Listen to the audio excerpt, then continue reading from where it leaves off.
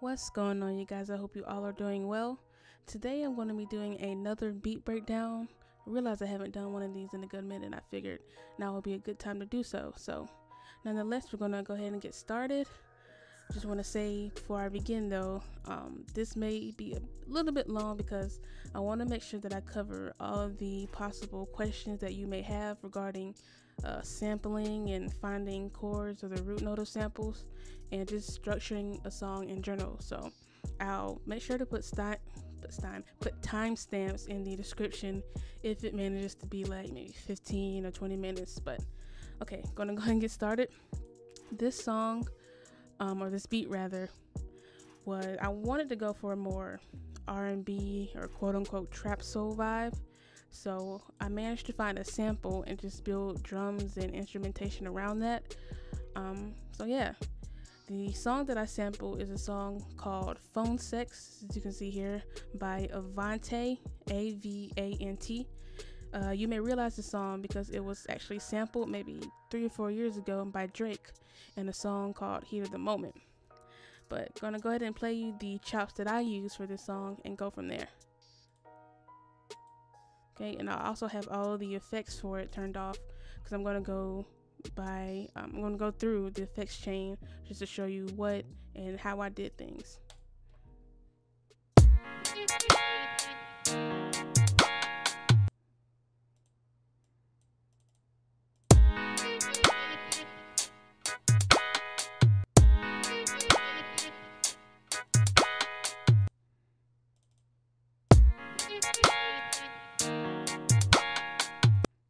Okay, so with these two chops, you can hear how the kick and the snare and a little bit of the percussion is very prominent. And I knew that when I was chopping it, and I'm thinking ahead when I do stuff like this. Whenever I'm chopping samples, I'm thinking of, okay, I want to use the snare, or I want the snare to be heard mostly from the sample, excuse me. So the way I mix it, I'm going to try to mix out just a good chunk of the kick, because I could easily replace that, but I want the snare to be the focal point of it. And so I dragged out the sample into 5 chops. Now all of these chops are not the same as far as pitch and time stretching is the same, it's 2 bars, but the pitch is different. So for example, this one is pitched down 100 cents.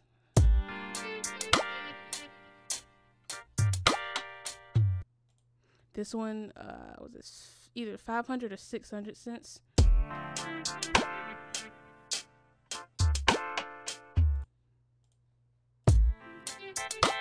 100. And this one's 800. And this one is again 800, but I have this one reversed. And I did that because I'm going to be using like the tail, well, it wouldn't be the end, but the tail intro of this one as a transition raise or riser.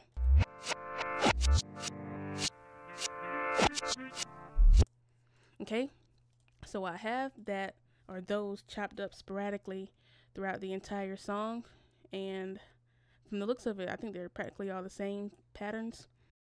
But as you notice how I don't have them playing the full length as in bar wise, like this isn't a full bar or a full 2 bars, and I did that on purpose because I think I was listening to Bryson Tiller's song Let Me Explain, I think it was, where in the intro the sample chops, they are sporadic and it leaves a lot of room for the reverb tail end to like just go on.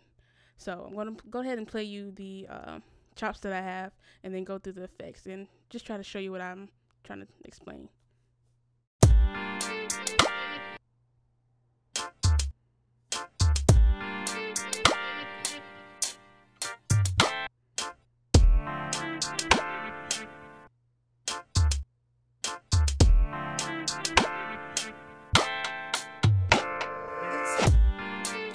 Okay, and just a slight tidbit or like a tip. If you want to group certain elements in the playlist, what you want to do is highlight the section and hit Shift G. and then you will see this blue cursor with the link that means you have that section looped. Not looped, grouped, excuse me. If you want to ungroup though, just highlight that section again and hit Alt G. As you can see now, I can drag certain sections without the whole thing being dragged. So yeah, I'm gonna link that back. Okay, now we're gonna move on to the effects. Now I have a compressor at the very top of the effects chain because without it, the sample is just way too loud. So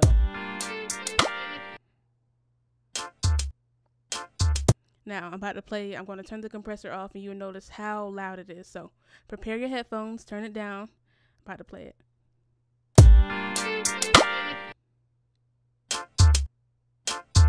Okay, you notice how that's really loud. Now with the compressors, it's still kind of loud, but it's not as heavy in your ears.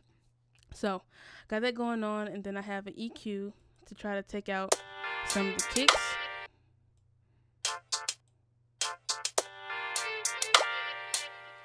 You can obviously hear some of the kicks still there, but again, it's not as punchy as it was. And again, I can easily replace that punch with my own kick. So got the same thing with another EQ, just trying to cuff, quote unquote, cuff in the sample into the mid-range section. And I've eliminated a lot of the sub bass in the low mid area as well. Okay. And then on to the effects, I add a fruity flanges. I think yeah, this is the default preset. And then I have a reverb on as well.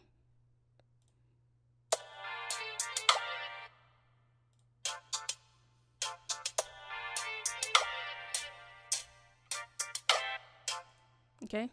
And then I have a bandpass automation that's going to be on during the verse. And what this is doing, it's essentially pushing the sample to the background because I want my own drums to be the forefront of the speed. So I'm pushing the sample back with, let's see, a bandpass, yeah.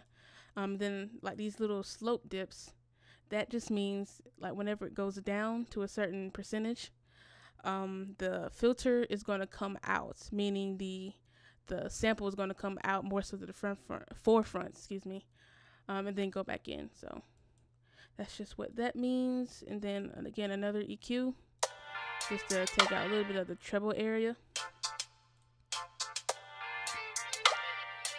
Then another compressor.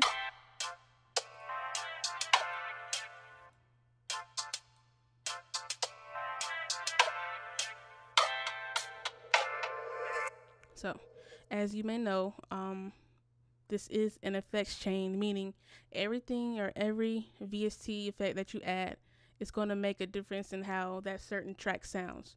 That's one main reason why I add a compressor in the beginning to try to control some of the input of the sample, and then compress that, add my effects, and then compress the effects that I have up all the way up to the original compressor.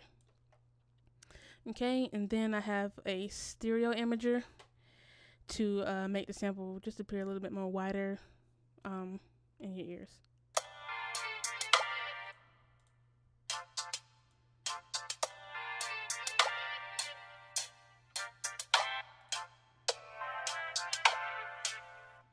Okay, so got that going on, and then it's going to transition into the drums.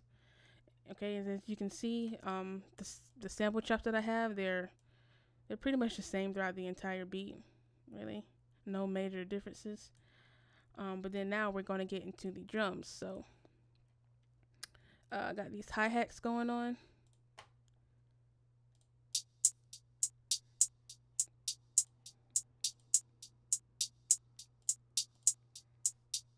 These are both pan left and right.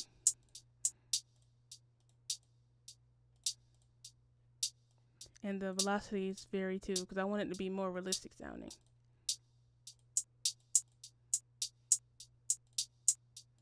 Okay. So we got that, and then, oh, excuse me. I'm saying excuse me a lot, I'm sorry. Got these hi-hat rolls too going on.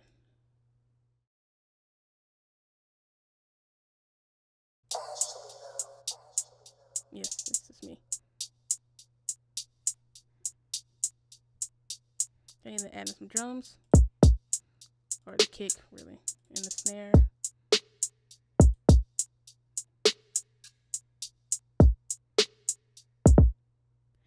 So I got main kick here. I have 2 snares layered together, and a perk.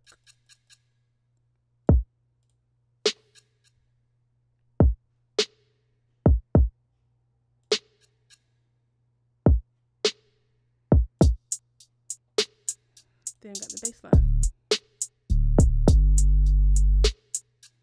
which is just like an 808 preset from Nexus.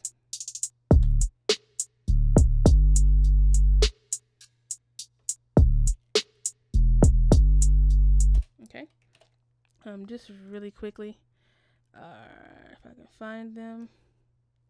Oh yeah, with the bass, mixing wise, let's see. Have, of course, compressor on it, a R&B or RB bass, just to give it that more bassy tone. Some EQ taking out a lot of the mid-range and the treble sections. Another compressor, another EQ, and then a little bit of chorus. See, I have it turned down some. So I'm gonna go ahead and play you from the intro and a little bit of the verse. Okay, once I turn this back on.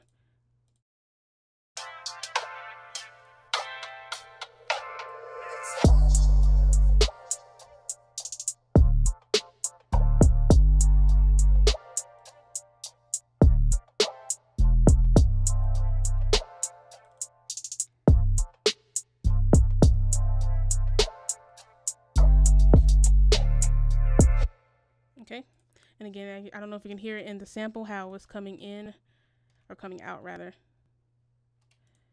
Coming out rather within this last bar right here. So got that going on, and then I add a pad to it to give it that more ambient feeling. Now this is where I'm gonna try to explain my process of getting the chords, to a sample. Honestly, guys, it's all in your ear and how well you can interpret or decipher samples and bass lines. Personally, I like to build off of the bass line or the root notes of a sample, and then like build simple triads from there. But again, not everyone's ear is the same. And I know there's like software programs, I think it's called Key Finder, which you can find the key of a sample like that. But I personally don't have that. So everything I'm doing is by ear. So yeah, I just listen to the bass line from the sample and then go from there. That's how I built these chords. I use Expand, sound called Bioluminescence.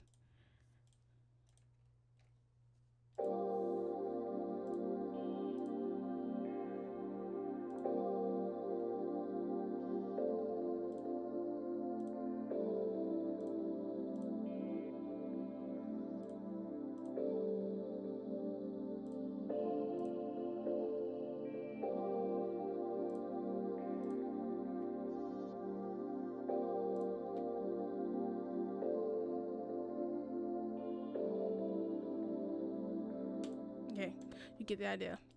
So I have that come in, and I also have these rows as well, which are playing the same chords as the pad. Okay, and this sound, I don't know what's going on with my computer today. This sound is called Vangelis Opera from Lounge Lizard. Sounds like this. Again, got some EQ on it, compressor, reverb, and then a filter. And that layers really well with the pad. Okay.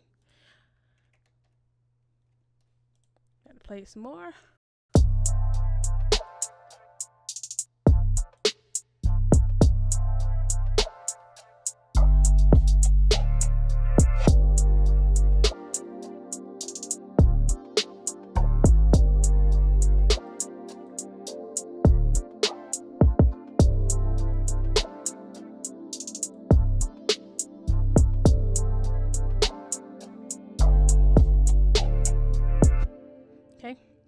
Now for the hook, the drums are a little bit different. Not too much really. Just add an open hi-hat. Loud motorcycle going down the road.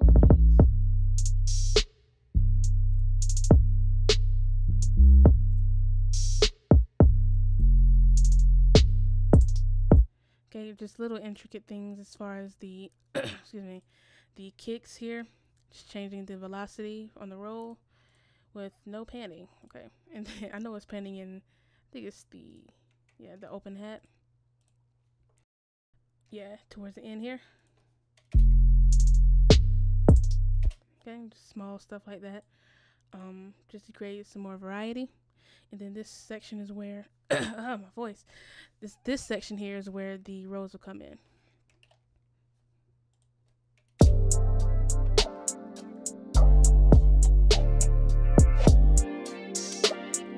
The sample is out now from the filter.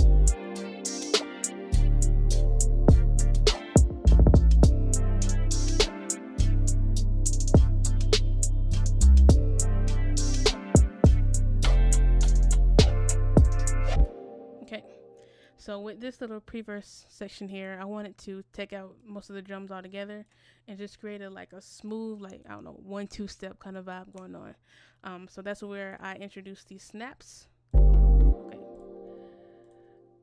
Here we go. Which are very filtered.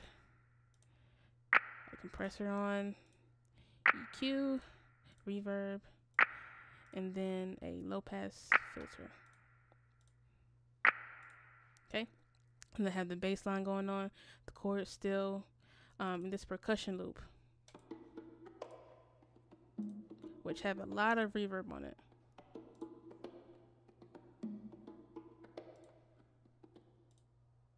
Okay, and then also these keys that I played out. For this I use additive keys.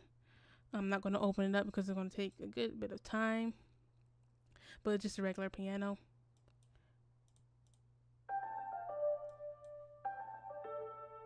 Again, just following the chord progression with these notes.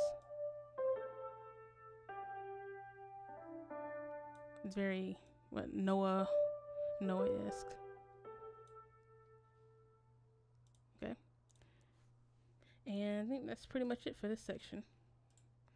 Okay, oh yeah, and I took out the sample chops as well, but I have this like reverse, excuse me, this reverse leading into the next verse.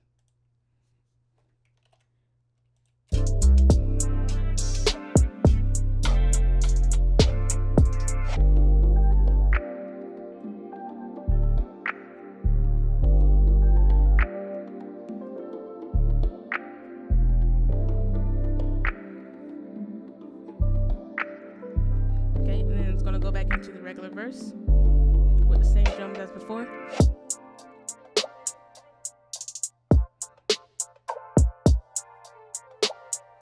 Okay, but it's going to kind of switch up here, and I'll go in depth with that in just a second.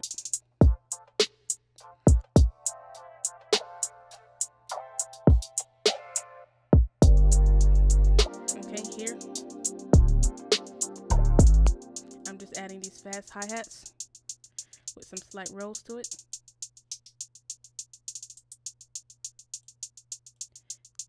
No panning.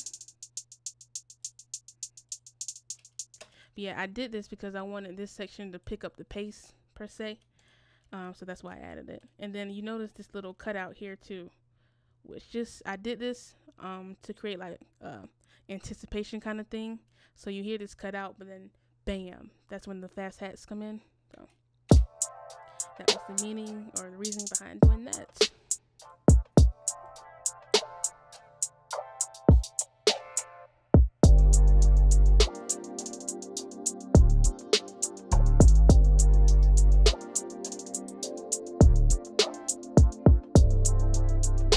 Okay, I'm just going to go back into the hook, but the drums are just slightly different.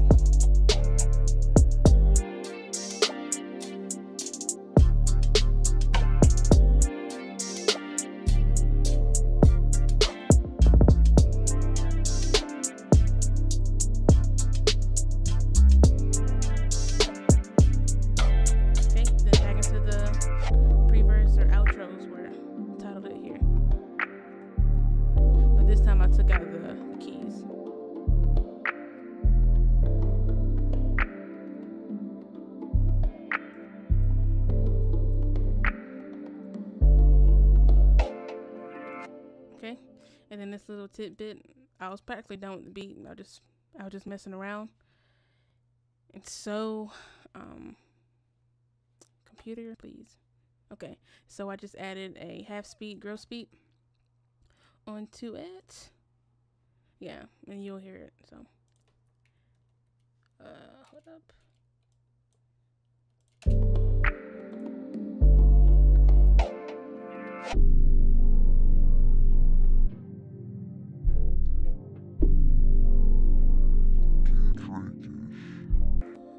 Whoa, I did not anticipate my voice to do that.